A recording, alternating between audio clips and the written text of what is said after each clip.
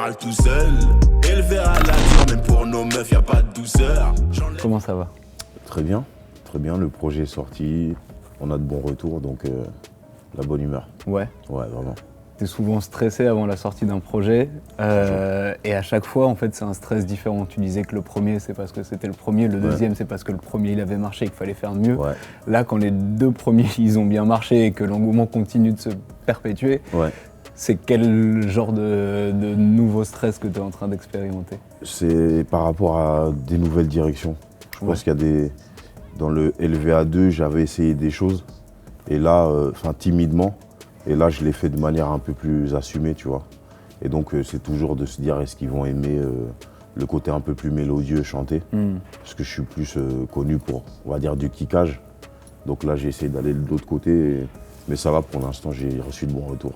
Toi, tu estimes avoir vraiment beaucoup plus poussé le côté chant sur... Ouais, moi, je pense que le magicien, Coco, même c'est vrai. Boulot, il y a ce côté-là, tu vois. Il y en a encore un autre que j'oublie et je trouve que c'est vraiment différent quoi, tu vois qu'on vient quand même de Tony Hawk, toute cette école là, tu vois. C'est vrai. Il est sorti en mars 2018, LVA2. Ok. Ça a été une année charnière pour toi en fait, 2018. Ouais. Il y a eu une signature en maison de disque, etc.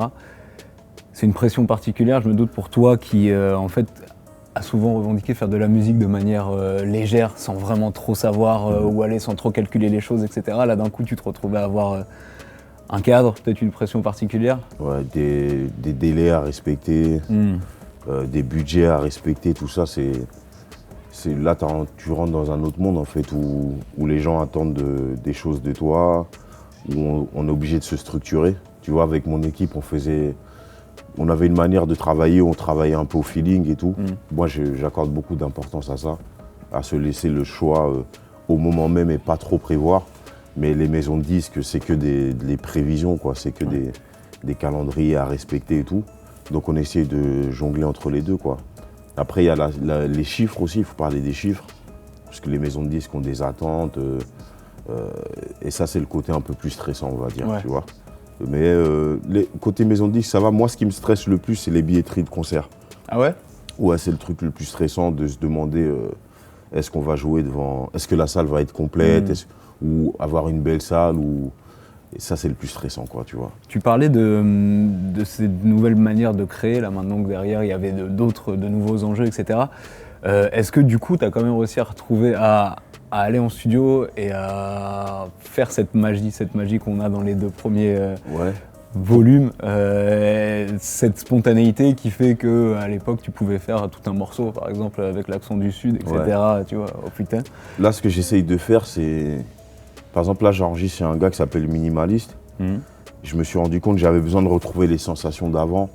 Donc, dans le sens, aller dans des studios. Lui, son studio, c'est une petite chambre. Il y a son lit qui est là.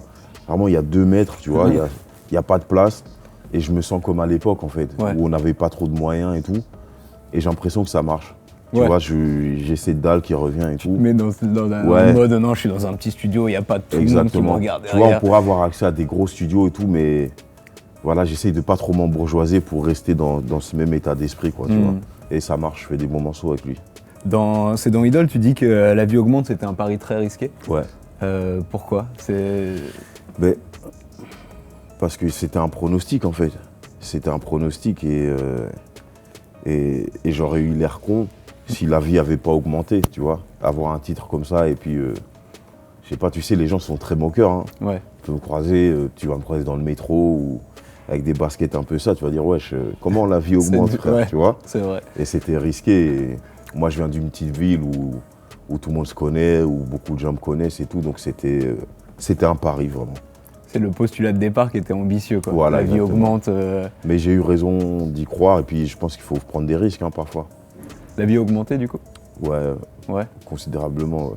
Mais pourtant, tu l'exprimes avec pudeur, quand même, je trouve, tout au long de l'album. C'est-à-dire que, je voulais en parler un peu plus tard, mais c'est vrai que elle a beau avoir augmenté, t'as toujours tu célèbres pas les victoires haut et fort. Tu le dis dans l'album, tu dis qu'on célèbre pas trop les victoires. Ouais, j'ai du mal à savourer mes victoires. Savourer les victoires, ouais. Je pense souvent à la prochaine période de crise. Ouais. C'est ça, tu vois. C'est que je me dis que On a fait du chemin, mais on n'y est pas encore.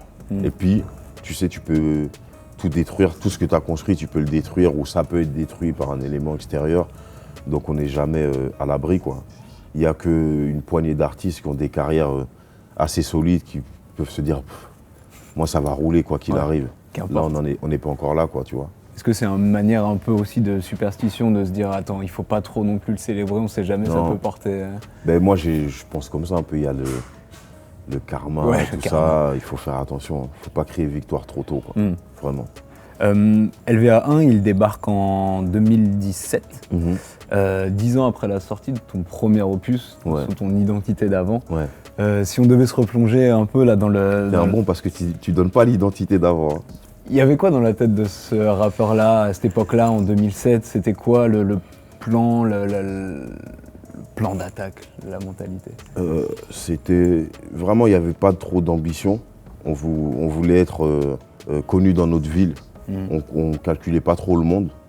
On voyait Bruxelles et la Belgique et ça nous suffisait d'être connus dans notre secteur. Il n'y avait pas la France, l'ambition d'aller en France et tout, tu vois. Et je pense que c'était fait de manière spontanée, c'était de l'urgence, quoi. Un peu comme maintenant, mais dans le contenu, j'ai l'impression que c'était le même Isha, mais en plus jeune. Ah ouais? Tu vois, vraiment dans le contenu de ce que je disais et tout, si tu écoutes, tu vas retrouver les mêmes ingrédients, quoi.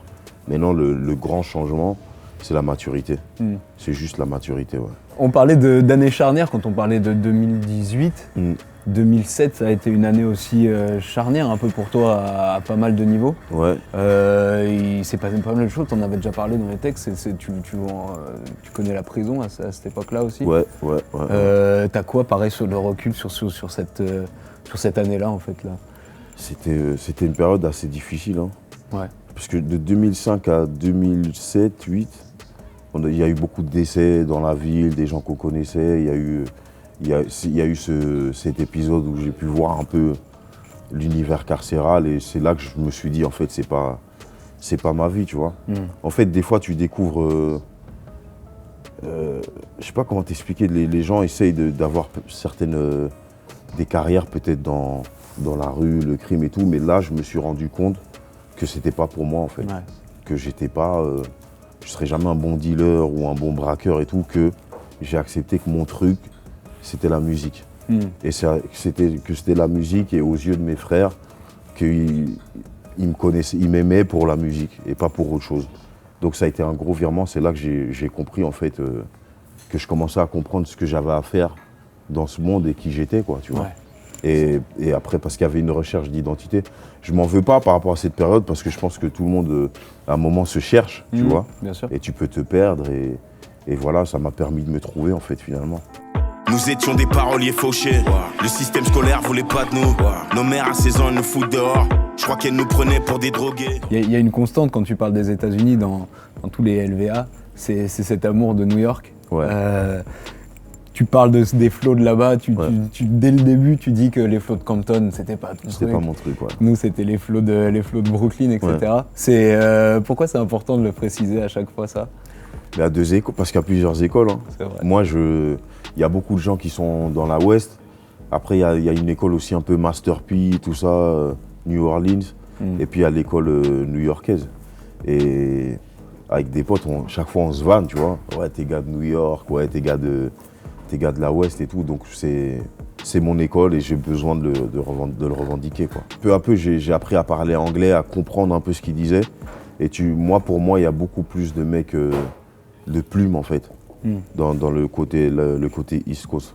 Ouais, c'est ça qui m'a attiré. Et tu disais qu'avec LVA3, tu allais augmenter un petit peu ce côté mélodieux, etc. Ouais. Malgré tout, ton envie de rapper, ça reste toujours la même et cette envie de faire de l'ego trip reste toujours ultra présent en fait. C'est quelque chose qui changera jamais. Non, pour moi c'est un mélange des deux. Je peux pas enlever un ingrédient. Je peux peut-être réduire le dosage, mais ce sera toujours présent. Ouais, toujours. Et là, en réfléchissant, je sais pas quel morceau l'est.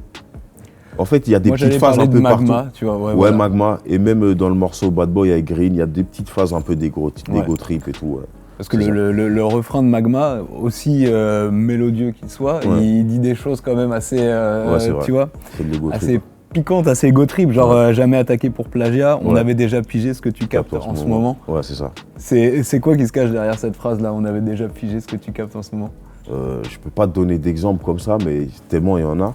Je dis pas qu'on est en avance, hein. Il y a des trucs qu'on n'avait pas compris. Il y a des choses qu'on n'a pas compris, que les choses d'autres gens ont compris, tu vois. Mais sur certains points, voilà. Et puis le plagiat, c'est juste que j'ai l'impression qu'il y a beaucoup de copies, quoi, tu vois. Et que nous, on n'est pas là-dedans. Justement, l'école new-yorkaise, c'est interdit, en fait. Ça veut dire qu'aujourd'hui, je l'accepte, mais à mon époque, prendre le flow de quelqu'un, la gestuelle de quelqu'un, l'univers de quelqu'un, on appelait ça un wack MC et c'était... On t'invitait même pas. Insulte Ouais, c'était... fatale, On t'invite suprême. pas dans les radios. Lui, c'est un wack, il a pompé le style de l'autre. Et moi, c'est pour dire que je viens de cette école où on peut pas plagier. Ouais. Des fois, j'écris des trucs, j'ai un doute, je dis... Parce que ton inconscient, il peut te faire prendre des phases à gauche, à droite, tu vois. Et autour de moi, j'ai vraiment des encyclopédies, quoi. Ouais. Des mecs, je dis, cette rime, elle te dit quelque chose. Il me dit, ouais, ça, la crime, il a dit cette rime-là et Aïe. tout, tu vois. Ça ressemble. Tu dis, ok, merci. Ah Mais ouais je vais toujours faire vérifier quand j'ai un doute, Quand t'as quoi, un tu doute. vois. Ouais. Mais c'est une phase qui arrive dans l'album. C'est un morceau qui s'appelle Maudit qui arrivera dans l'album. Ok. Et il a dit un truc comparable, mais en fait, On l'a gardé parce qu'elle était ouais. bien. En fait, moi je dis j'ai des amis imaginaires qui ont des amis imaginaires et ça me faisait penser à quelque chose. Et en fait, lui, il aurait dit genre mon genou, il est genouné, un truc comme ça, tu vois. Et après, on a comparé les phases, on a dit non, c'est pas la même chose, on peut laisser. Jurisprudence, ouais, ça passe. Voilà, ça passe. Ça tu vois. passe. Ouais. Ok, donc ça veut dire que l'album avance. Ouais. J'en suis à 6 maquettes là. Ok. Ouais. C'est Presque très à la moitié. Ouais. bien. Ouais. Ouais, Ça ouais. veut dire que tu vas vraiment juste frapper de manière totalement Ouais. précise. Voilà. Tu vas pas te perdre dans genre j'ai fait 50 morceaux Non, et après je dois en choisir. Je pense que je me dis un LVA c'est 10 titres. Ouais. Faire un LVA et demi, donc un 14-15 titres, c'est correct, quoi. C'est ça que je vais faire à mon avis. Tu savais que tu terminais une trilogie avec LVA3. Enfin, dès le départ, tu savais que c'était. Ouais, je le savais que ce serait une trilogie, mais je t'avoue que maintenant, au plus on me pose la question, au plus je me dis pourquoi pas à un moment donné faire un LVA 4, tu vois. Fais les Star Wars, genre Ouais. tu reviens avant, tu fais la menace fantôme et tout ça. Ouais, je pense qu'on peut-être il y aura un LVA 4. Ouais. Ouais. Parce que finalement, je me dis que la vie augmente, l'augmentation n'est jamais terminée. Tu vois, et puis là, je parlais d'une augmentation, j'ai beaucoup parlé des liens, de la famille, tu vois, les relations entre les humains et tout. Mais là, je suis en train d'apprendre le côté business parce que je produis aussi, on fait des choses, on a des projets. Pourquoi pas parler de cette augmentation-là, quoi, tu vois, C'est vrai. qui est intéressante casquette. aussi. Ouais, Nouveau Dourag. c'est ça. Parmi les titres, là, il y en a un qui est très. C'est vraiment une bastos bien calibrée, tu vois, c'est Bad Boys avec Green Montana. Ouais. Qui est vraiment un morceau, genre, quand tu parlais d'évolution, peut-être un peu plus mélodieuse, etc. Ouais. Lui dans le refrain et toi dans la manière dont vraiment tu construis le morceau et tout. On sent que ça y est, le format il est bien comme il faut. Je crois que c'est mon morceau préféré, ça. Il est très très chaud. Merci. Déjà, Green, c'est mon petit frère. C'est le petit frère que j'ai choisi. Moi, mon équipe, on s'est mis autour de lui, on a travaillé. Et moi, au fait, Green et moi, on aurait pu faire un morceau depuis longtemps. Ouais. Ça fait 4 ans qu'il est en studio, qu'on se voit quotidiennement. Mais moi, j'ai jamais voulu forcer à qui que ce soit. Même si tu es à côté de moi, tu rappes, on va faire un morceau, il faut qu'il y ait cette petite magie. Et là, je sentis que c'était le bon moment. Je me rappelle, on était au ski. Parce qu'il y avait un concert là-bas. BBL m'envoie un message pour me dire « Ouais, j'ai une prod pour toi ». Et BBL et Easydew, c'est des mecs comme ça. Et des fois, ils vont t'envoyer une prod calibrée. Et dès qu'ils m'envoient un message comme ça, j'écoute la prod direct. Je fais écouter à Green, il écoute, il me dit « Ah ouais, c'est chaud ». Je dis « Fais un refrain ». Et moi, pendant tout le séjour, j'ai écrit les 2 couplets. Il a écrit le refrain. On est rentré à Bruxelles, on l'a fait. Et en fait, quand moi, j'ai rencontré Green, c'est totalement ça que je voyais en lui. Tu vois, le genre de mec qui arrive comme des Quinry, comme des Lil Wayne et tout, que tu arrives, tu les mets sur un refrain, ils vont te level up le morceau, tu vois. Et quand il m'a envoyé son refrain, j'étais ému parce que pour moi, c'était ça que j'attendais de lui. C'était par rapport à ma carrière à moi, tu vois. Ouais. Un mot sur Chaud Devant, qui pour moi j'aime beaucoup ce morceau parce qu'on est dans une veine où ça, on ne plaisante pas, on kick, etc. Ouais. C'est dedans où je crois où tu name drop l'alco. Ouais. C'est aussi mon école aussi. Ouais. C'est des mecs, 45, il y a eu 45 scientifiques, l'époque Booba. Mais je pense que l'après Booba, Quand il y a eu Escobar Maxon, l'Alco et compagnie, ils avaient encore ce cachet de projets de qualité. Et c'est ma plus grande tristesse, c'est que ces rappeurs-là, de l'époque, qui ont vécu la crise du disque, ils ne puissent pas revenir aujourd'hui et avec toute l'influence qu'ils ont eue à l'époque, même si c'était la crise, qu'ils n'aient pas la reconnaissance qu'ils méritent, quoi. Pour conclure, je voudrais terminer sur, du coup, là, La vie augmente volume 3, la lumière augmente autour de toi, etc.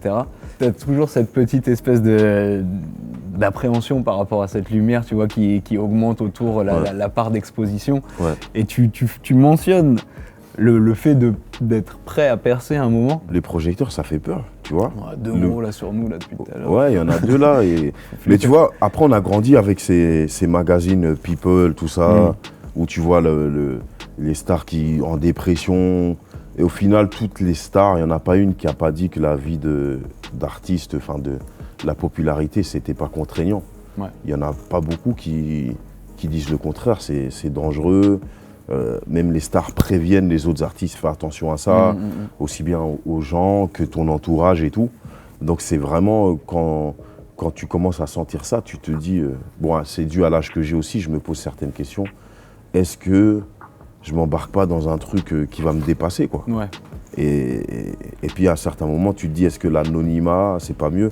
Moi, je pense à Népal, paix à son âme, qui en fait, je me rends compte que ce mec avait compris beaucoup de choses.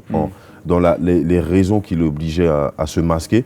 Déjà, je trouve que l'intention, elle est pure, de dire, en fait, je veux que les gens se focusent que sur ma musique, tu vois. Et puis, je pense aussi qu'il voulait pas que parce qu'en fait, les artistes, on a tous cette sensibilité un peu exacerbée. Et quand tu as tous les yeux sur toi ou que tu sors et tout, ça peut vraiment te ronger de l'intérieur, tu vois. Et aujourd'hui, je comprends des mecs comme Népal, quoi. Et si c'était à refaire, bon là, je suis pas une star, hein, mais je pense que si ça arrive un jour, je me dirais, putain, si je m'étais masqué, ça aurait été quand même mieux, quoi, tu vois. Et puis après, il y a cette question aussi de dire pourquoi. En vrai, de vrai, c'est une question, c'est bête, mais pourquoi? Parce que je fais des morceaux, parce que j'ai fait un clip. C'est pas suffisant comme raison. Pourquoi les gens m'aiment, en fait? Et en vrai, de vrai, je crois qu'eux-mêmes, ils savent pas bien, parce que tu peux pas, sur de la musique, aimer. Je reçois des messages. Hier, j'ai des mecs qui te disent, t'es un saint homme, j'ai vu ton interview, t'es une lumière et tout. C'est des mots lourds de sens pour moi. C'est vrai. Et moi, je suis très avare de ce genre de phrases, même si je pense que c'est des phrases qu'on dit à la mort d'une personne. Quand tu as vu tout le parcours d'une personne, tu vas dire, ouais, Isha, c'était une lumière, c'était ci, ça. Mais mon parcours, il n'est pas fini. Et c'est comme on disait tout à l'heure, on ne peut pas crier victoire trop tôt. Ouais. Et de la même manière, on ne peut pas dire à un homme qui est peut-être à la moitié de sa vie, lui dire qu'il est une lumière ou quoi que ce soit. Dans les années à venir, là, parce que le dernier morceau s'appelle Décorer les murs. Décorer les murs. Ouais. Tu voudrais quoi pour décorer tes murs dans les prochaines années? Mélange de tout. Un mélange de tout. Ouais, des disques d'or, des souvenirs. Parce que là, en vrai, tu vois, je pense que l'objectif dans une vie, c'est de se créer, je le comprends maintenant, c'est de créer un maximum de bons souvenirs. Et là, je pense qu'on est en train de faire un album de bons souvenirs et j'aimerais bien mettre ces photos au mur, tous ces souvenirs et pouvoir me replonger dedans en les regardant, quoi.